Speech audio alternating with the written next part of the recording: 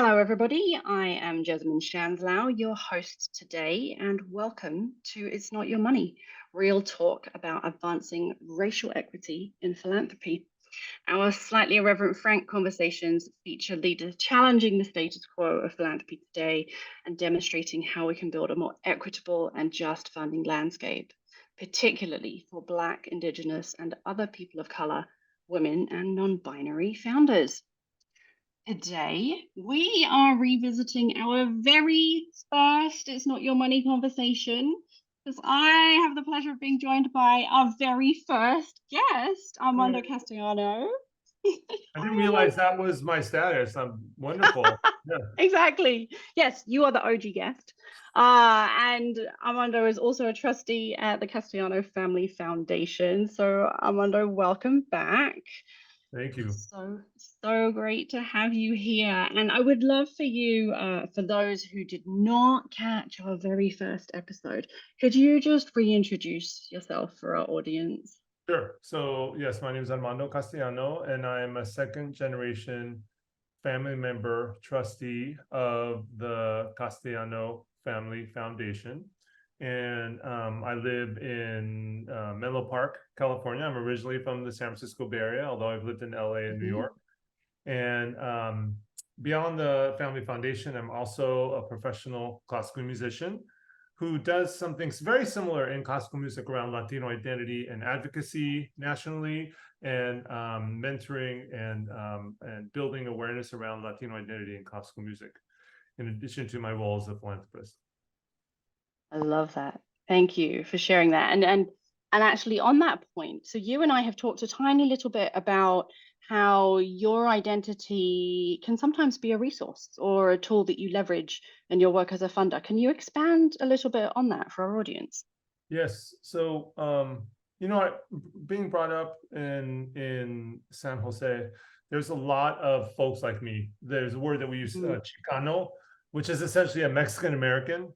Now, it's a little out of favor now. We use more Latino or Latine or Latinx, and mostly I use Latino. But my point is that depending, in both in classical music and in philanthropy, I'm navigating a lot of white spaces and trying to build awareness around the diversity of the Latino experience. And so what I found in that work over the decades is, I use different words depending on what community I'm in. Sometimes I use Latino if I think that that's going to bring folks to understand and bring power to the communities I care about. Maybe if I'm in a more of a Mexican identifying place, or that's a clear identity, I might use Mexicano or Mexican American or Mexicano Americano. So and I don't ever use Hispanic, as that is a made up term that we don't, is not very common, at least for, I find a lot of Latinos using, that I know here in California, for the Latino identity. But for me, my identity is really about building power for the communities I care about and bringing power to them. So I could use Latino, I use Mexican American, I'll use Chicano. In my own nonprofit, we use a lot of Latina, Latino, Latine. That's kind of our go-to. Feels the most inclusive for us, and so it just depends on what community I'm speaking to and where I want to shine a light on. But it shows the diversity, I think, of the Latino experience, the multi-generations, diversity of country origins and language and food. And I feel like we're not often seen as diverse as we are, and as complicated people here in the US. So just like to shine a light on that. Thank you, Armando. No, I appreciate you taking the time to do that. And I think part of what you're also highlighting, as well as this link between language and power, and how the way that we communicate about ourselves, about other people, actually can influence our actions. And so that brings us to our traditional question for this show. And through the title of the show, It's Not Your Money, through this opening question, we try to very vocally remind people that when we incorrectly label the money in foundations and donor advised funds as still belonging to the founders, then that influences our actions and we act like the money and the foundation also belong to them, which then perpetuates a concentration of power. This idea that words influence who holds power. So, my first question for you, Armando, what shift in language would you like to see us make that you believe would help us diversify power? When I think about the speaking that I do about my work as a philanthropist um, um, and who I am as a person, one of the things I do, because I learned this from my artistry, is how to talk about stories about me and my own identity and my own experience. So I'm not Mm, speaking for other communities, other folks. I'm really trying to tell this is my lived experience, and that is a vulnerable place to be. It builds trust pretty quickly, but I feel like it's a place of vulnerability for a lot of folks, especially wealthy folks. And so when I can acknowledge that what I'm saying and my ideas are just come from my own lived experience, and be honest about that, and that's actually very limited. As a high net worth individual, I feel like in many ways I live in a bubble, and I'm very protected mm, from some of the people on the ground doing the hard daily work, living their lives in communities that where they are stretched thinner. And so mm, I think for me, it's about sharing vulnerably, about checking in my power, saying that my scope is limited as a high net worth individual. mm. And I was just doing a talk yesterday and checking in my privilege at the door. And when people ask me questions, I was talking about, I can answer this question, but like I'm coming from a privileged place. So we just Right, have to remember that when I'm answering this question, because the real right. people to answer are the people on the ground.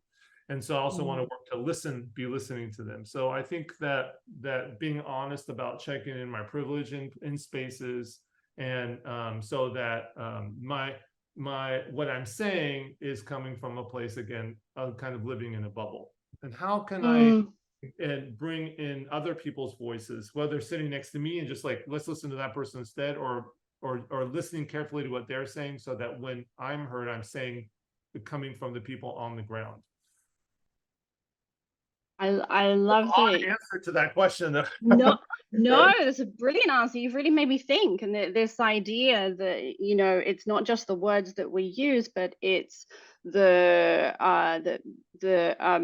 the invitation that they can provide. And the invitation I think that you're describing is to say, I have an answer to that, but the people to the right and to the left or behind or in front of me might have an even richer answer to your question because of these limitations that I'm trying to acknowledge openly. And inviting in that more voices to share the power of speaking up. Acknowledging Thank my you. limitations as a high net worth individual, and Yeah. there's knowledge I have, and I have the Hmm. time to get knowledge, but I want some real answers from the people on the ground. Yeah. Brilliant. Well, a lot has happened since we have last talked. Speaking of your work in philanthropy, and the Castellano Foundation recently made a significant change that quite literally diversifies the power to disperse its funds. So, catch us up. Like, well, what's happened since we last talked, Armando? Yeah. So, the Castellano Family Foundation had a great run. My parents founded it. They did it for a decade. My sisters and I Hmm. led it for about a decade. Eventually, my niece coming in at the very end, and my mother also stayed on until she passed away uh, Mm, 3.5 years ago, and it was wonderful to be to have our voices and my parents' voices and their ideas live in philanthropy, and really feel heard. And mm, so we made a decision to sunset the foundation and right. move the end of the funds into DAF at Silicon Valley Community Foundation. And we had been discussing it and kind of planning it, building partnerships. We had several Mm-hmm. funds that we had begun in partnership with the Silicon Valley Community Foundation to Mm-hmm. including partnering with other foundations that funded with us, Right. Latino-led nonprofits, and we always did multi-year grants, and so Mm-hmm. we decided to just move the money into a DAF there, and we're actually really trusting and handing power over to Silicon Valley Community Foundation with these final funds, in addition to finishing the various cycles that we were in during the Mm-hmm. for the end here, and yeah, that's the update. We're still officially, exist. We're working on Uh-huh. the final paperwork, but we're no longer, doing traditional grant cycles anymore, and kind of figuring out what we're going to do with the final funds. These Well, last, and yeah. exactly. And I think that there's two interesting layers there, right? Because there's not many of us, even in the philanthropy world, who get to be present when a board or a family decides to effectively reject the idea of holding power in perpetuity, right? Passing it down generation after generation. And so I'm really intrigued for you to describe how you as trustees came to the decision, one, to close the doors of the foundation, but two, to do so before you'd spent all the money and to transfer the stewardship of those funds to somebody else, to a community foundation. Because those are two very big decisions. How did they come about? We were at a point years ago, maybe 5 or 8 years ago, where we said, okay, if we could give more money and Mm-hmm. end it, or we could continue with the smaller grants, but Mm-hmm. keep it longer. And I think there were a lot of factors in making that. So we wanted to give out more money, and there was a need, definitely, and I think that was agreed upon for the whole family. And uh, Jessamine, it's like it did enjoy our time doing it together, but there's Mm-hmm. also, this was really our parents' love and dream, and I love Mm, through, and it gave us a lot of pleasure, and in many ways it brought us closer as a family, and in many ways it made it harder. So mm, the honest answer, that I think that was part of the factor, and especially, at least for me. And so I'm really excited to have this part of a legacy of our family ending, and we're still philanthropists, all of us in our own yeah. right. And I'm excited to have a relationship with my family members that isn't tied to the foundation at all. That's my own personal. I'm really excited about that, and I love my family, and I want to be around them and work with them just as a family, and that I'm Right. excited about that. Yeah. I love how honest that that answer is, Armando, because I often have got this sense from family foundation trustees that or some have even said it directly to me. Like, I didn't ask for this job. Like, I didn't want to be in this type of a responsibility, hold this responsibility, Mhm. with my siblings or with my parents or my aunts and uncles or whatever. This was thrust on me because I was born into this family and I have this family name. I didn't choose it.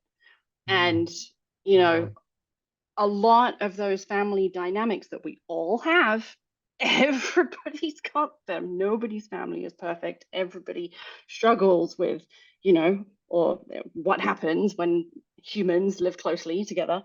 They can get exacerbated when there are other expectations piled on top of them, in addition to the normal complexity of life. And so I find it very refreshing, and forgive me if I'm making an assumption here, but it almost seems like it's empowering for you to own that piece of the narrative for yourself.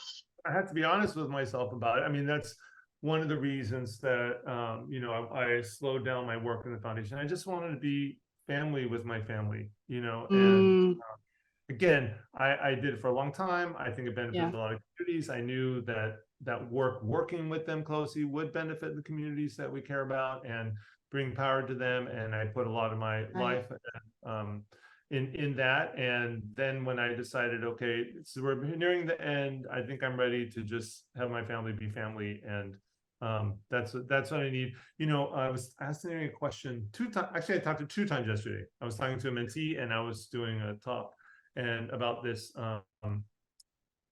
It was a fundraising professionals group, and Uh-huh. they had a question from their they have like this BIPOC cohort in fundraising professionals, right? Mm, And what advice do you have for our BIPOC cohort, Armando? And my mm, advice was, if you want to be there for communities you care about, you have to take, well, there's 2 answers. One was listen to your voice, because it's going to sound different than everybody else if you're the mm, only person, a few people that's not white. So listen to your voice and trust it. Number mm-hmm, 2 is that you got to take care of yourself first and get your side of the street in check in order to be able to mm, take care of communities you care about. That means you have to be, again, your side of the street has to be clean around yeah, emotionally, physically, so that you can be there for communities that you care about. And this is one of my answers, one of my reasons. Like, I just needed yeah, to do self-care and mm, be there for myself so I could really be there for the communities I care about. And it's counterintuitive, mm-hmm. but to leave the work was going to be better for me. Yeah. I think there's a lot of wisdom in that. And it's not the obvious answer. I think there's not many Mm-hmm. people who have admitted openly that that is why they are no longer a trustee of a foundation. So I very much appreciate your honesty and vulnerability there, Armando. Um, so you mentioned uh, that these conversations had kind of been percolating and with various family members, your own thoughts were coming into the mix in order to get to this decision. And I wonder if a lot of our audience who listen are funder professionals, so they're the staff, they're the EDs, they're the portfolio directors of foundations, and I wonder if you have any advice for them about how to approach beginning conversations around relinquishing power, around is this the role you want to be playing? Does this make sense right now? Is this what you want to be doing? Uh, are there other approaches to philanthropy that we should be considering for these assets? Do you have, any guidance or thoughts or hypotheses on how staff particularly can support their board members and trustees in beginning these conversations? Yeah.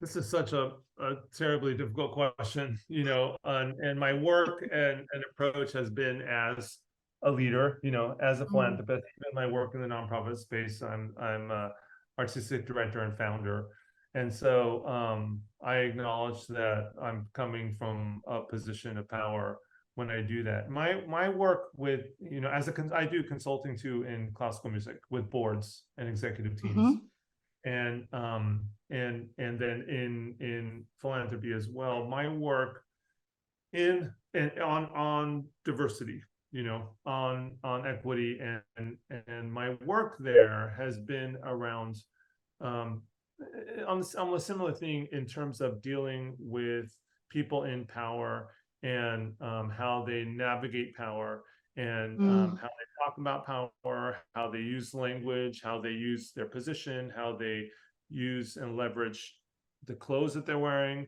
yeah, and how it affects conversations and when we're in community, and really just working with that level around um, acknowledging our power and how it affects the communities that we care about, and what it feels like to share that power, like the yeah, feelings, the emotions that come up. That's what I'm working with boards on, and practicing giving it up and what it feels like emotionally, but what it looks like coming out verbally or other things present in community. And so my approach is around working with trustees on what the feelings that come up when they're relinquishing power, and what specific junctures are they actually able to do that in small ways, and acknowledging what it feels like. Because I think that's the one of the harder things about giving up power, is not having the vocabulary to be able to acknowledge that this is scary. Yeah.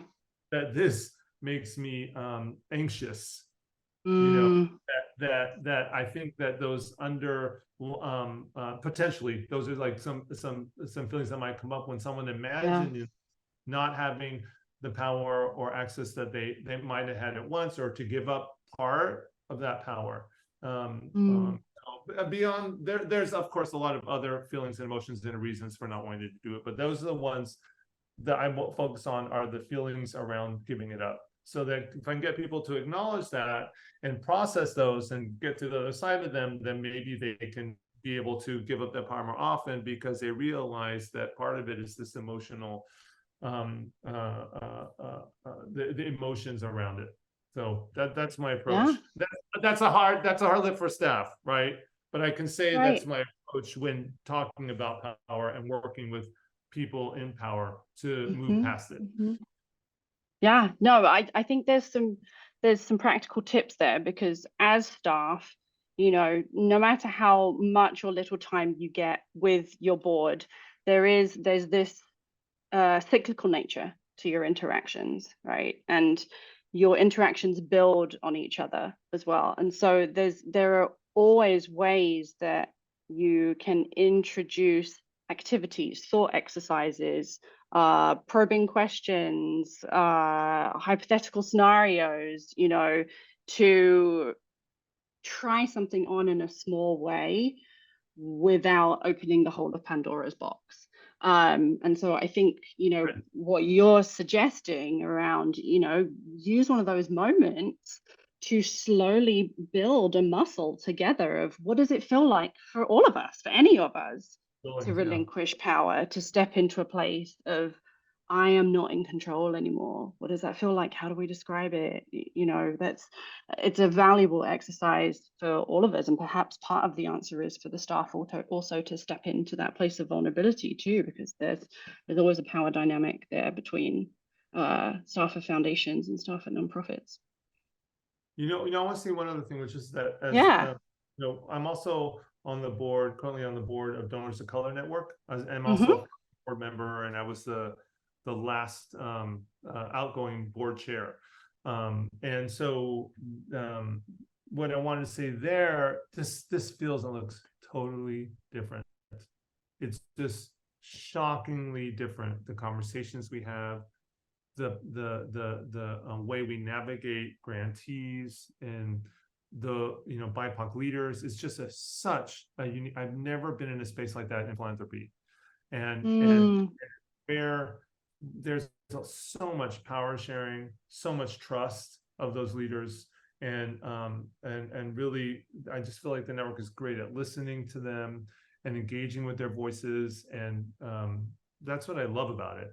And that, that's why I spend so much time there, because it really embodies those ideals. And this, I didn't know what it was going to feel like when you get a bunch of BIPOC folk, high net worth individuals together, and it turns out they're really, it just feels so different in that way, in terms of the power dynamic. And for what it's worth, it's the first one organization like this. It does feel and look different. Fantastic. We will put the Donors of Color Network website in the chat for folks who are watching and listening. So just a quick logistical follow-up question. So as the funds from the Castellano Family Foundation have been transferred into a donor advised fund at Silicon Valley Community Foundation, who will now be making the decisions about where those funds flow and how they do so? So we have we put a fund that was matched by the Silicon Valley Community that we made a fund together, and then they hope to the plan is, how do we influence DAFs to give more to Latino, right? So let's create a Latino fund that's in the DAFs, and so they can sway power there. And then we really because we've been in partnership there for so long with Silicon Valley, and have a good partnership with the leadership, and trust that they're going to be actually making the decisions in the future. It's in the DAF for them to use, and we have very, very broad language that gives them that reign to do that. Yes. Wow. And I'm really grateful for the partnership, though. I mean, I'm like so grateful that we have an organization that does philanthropy well, that's got great leadership, that understands race equity, and we have a lot of values in common. So when the values are the same, it's easy. Right. So it's been great for us. Thank you, Silicon Valley Community Foundation. It's been awesome. What a great partner. Shout out to Nicole and team over at Silicon Valley Community Foundation. I love that statement. When when the values are there, when the trust is there, it's easy. And so with my last question for you, Armando, as we're starting to come to the end of our time, can you describe how you believe things would look differently for communities of color if more foundations were able to step into that place of trust, recognize where other people held the same values as them, and thus were able to relinquish power to direct the flow of funds in foundations? How might things be different? Well, I would like to think that I'm terribly interested in what leadership looks like at our organizations, and who gets the support, and whose voices we're listening to. I would like to think that that the solutions would start to look different, and be brown solutions for brown communities, like we would try, and some of those solutions, so they'd be more culturally competent. And it's a tall order. It's painfully slow, but I'd like to think that would be the case. My nonprofit is go back to that, there's Latino majority staff, Latino board, only national classical music performing arts organization that does that, and including a Latino managing director. And our constituents that we serve are all Latino professional classical musicians, and we have some education programs. But I tell everybody is, okay, see how we're solving this problem, and what it feels like, how we're talking about it, what it looks like, how we're making a decision. This is what happens when it's all BIPOC folk in power, and see how it might look different than this other performing arts organization, a classical music organization has very few to none, and let's acknowledge that, and name that, and share it out, right? Because I want people who are serving diverse communities but don't have diverse staff and teams and executive teams and boards to see what happens when what the solutions look like. We're very driven by the communities that we serve, and our solutions are culturally competent, I like to think, and the voices that we seek to empower and bring into our solutions are the folks that we're serving, because they look like us and talk like us and they act like us. And so I think that is an example of what I think it would look like, if the teams are more diverse, and the leadership was stepping down from their power and empowering voices on the ground. Amazing. Do you want to share the website for your nonprofit? Oh, sure. It's folks are going to want to know more. It's the word quintet with an O, and then the word latino.org. Quinteto Latino. It's Latin quintet. It started out as a band of 5 of us almost 2 decades ago, and it's turned into, now we're 10 musicians. We have a a second band of all Latino music students from the San Francisco Conservatory, and we have this year's our full-time with full-time staff. We just hired a managing director. We've had a lot of growth, and I'm excited to spend time in that as well. It's been nice, like as the philanthropy is kind of ending, that I can that I've ramped up my work here, and of course my work as an artist. Yeah, thank you. Amazing. Yeah, no, absolutely, and we will pop that website into the chat as well for anybody watching and listening. Viewers, check out more about the Castellano Family Foundation's transition on their website. The website there is castellano-ff.org.